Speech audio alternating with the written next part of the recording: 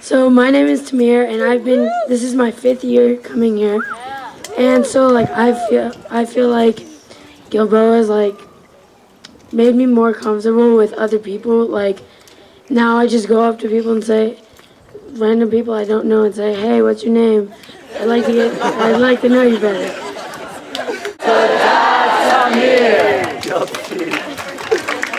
Who else on there? My name is Adi. I'm Josh. I'm in Madas. I'm in Bonim.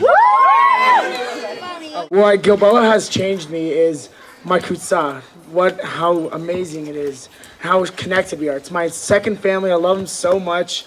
The way we connect with each other, pishes, and how like we tell each other emotional stuff and how we share everything with each other. It's like brother and sister. It's amazing the bond we have with each other. You can't go up to your friends. I can't go back to my friends at home and tell them all this stuff I tell my friends. I can't. It's something special about this place. I don't know what it is, but it's something special. My name is Adi. I'm in Madas. I've been going to Gilboa for like 7-ish years. And one thing about Gilboa, well, there are 3 things about Gilboa that are like super, super special to me.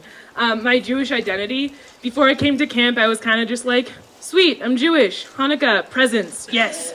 But now it's like more of the story, and I like connect more to my culture. Like Shabbat is something that I hold very dearly to me, and like I'm really like Shabbat is one of my favorite parts at camp and at home. Also, I have become such a more comfortable person, a more opinionated, like outspoken, just person in general. I like speak up in class at school, back home, or I feel like I have better connections with my friends. I have more connections with my friends at home and at camp. And then at camp, you just create these relationships that like, I have friends from '06 that I'm still like best friends with.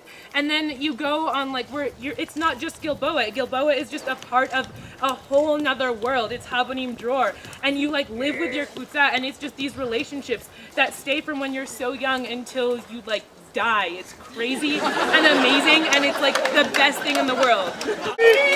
My name is Emily Mayer. I'm a madricha for the Madat Kfutza, and this is my 8th summer at Gilboa.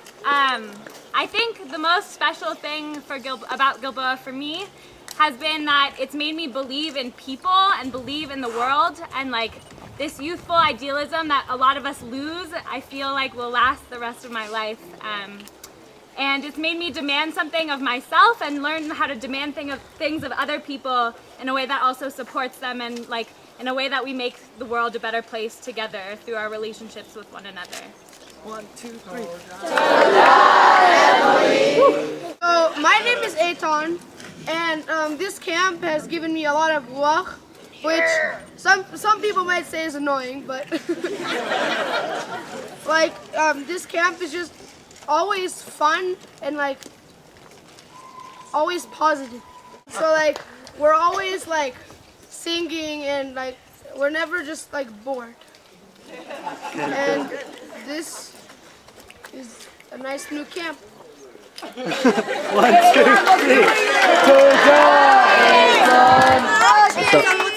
I got here last night. I had the amazing experience of watching Musical, which is a very chill time for anyone to perform poetry or sing songs, and I was really stunned. I came here and I was just stunned by really how brilliant, how passionate, how creative, how intelligent, how deeply questioning all the chanachim here were. I mean, to be honest, I think we were kind of chumps back 8 years ago, looking at kind of the talent here. It's really amazing. All of your children are really amazing. And to see the chanachim that I had leading, facilitating this, and seeing that they're doing it with so much more love and care and so much more intelligence and grace and discipline than we ever had, you know.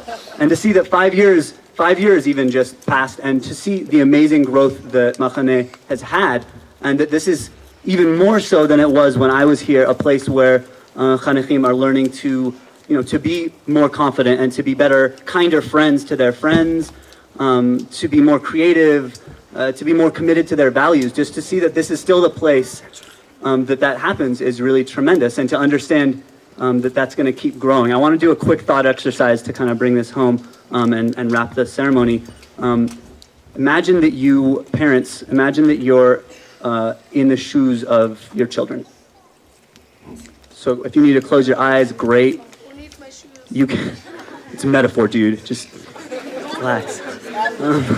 So go ahead and take a breath. Put both feet on the ground. If you don't have your both feet on the ground, put both feet on the ground. Take a deep breath. Take a second to imagine you came here, you drove all the way here, you may as well put yourself there. Imagine what it's like. Throw your house and your mortgage and your job away. They'll be back, don't worry, in a second.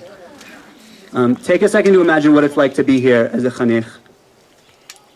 You wake up, you're with your friends. Your madrichim are very supportive. There's a lot of joy. Everything is youth-led. Take a second to imagine what the kind of challenges you're going through in your life as your child. And then we can think about coming back next year as you've had to face those challenges, coming back every year and being supported by your kfutza in whatever challenges you're going to face. So imagine, let's say, 3 years from now, how old your child is. Imagine them growing and being a madrich and being given the responsibility of taking care of all of their other chanechim and bringing the joy into those lives. And just imagine that challenge at 17 and 18, that you take that responsibility, that your child takes that responsibility. And just imagine what that feels like for them and be in that for a second. And we can think about 5 years from then, imagining them growing up with a kfutza all around the world of friends, and then having children, and they can send their children to Machaneh. They can send their children to this lake, to this site. And imagine how that feels for your kids to have children that grow up in this space, and they can watch their children also be madrichim to create this space 25 years from now. So if you have felt that, thank you.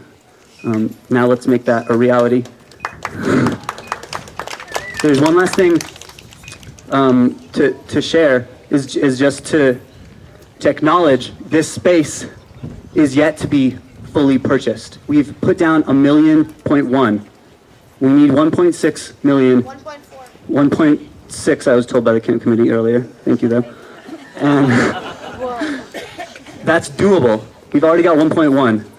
We can do it. We can buy this site so that vision, that feeling can be a reality.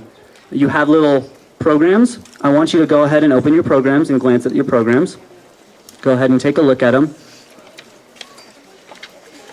Creating something is about giving of yourself. I mean, that feeling of giving, every major religion in the world is receiving, we'll say. So this moment today is really about how much can we give to make this a reality. I know it's hard economic times for some people. I want you to think about what else you spend your money on. How valuable, how important, how much it impacts the world. Is there some amount that you can redirect from your coffee budget or from a variety of other places? How much can you give? I want you to think of what you wish you could give to make this a reality, to make that feeling that your kids will send their kids to Machaneh. I want you to think about how much you wish you could give. I want you to take a pen and write that number down. Yeah, clapping, thank you, that's what I want. So seriously, take a moment, think about how much you can give. There's something really amazing. We have a challenge today. We have a challenge from the Grinspoon Foundation, which has helped us through. It's a very simple challenge that almost all of us, I think, can do. We will get $10,000 if we get 25 people to commit to putting Gilboa in their wills. That easy, $10,000. David Oderberg has little forms you can sign.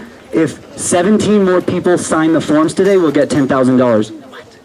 I think we're going to have the rest of the time together today. Please, take a second. If you haven't put a number down yet, make the commitment. Think about how much you can give to create this for your children and your children's children. Thank you so much. Enjoy the beautiful lake.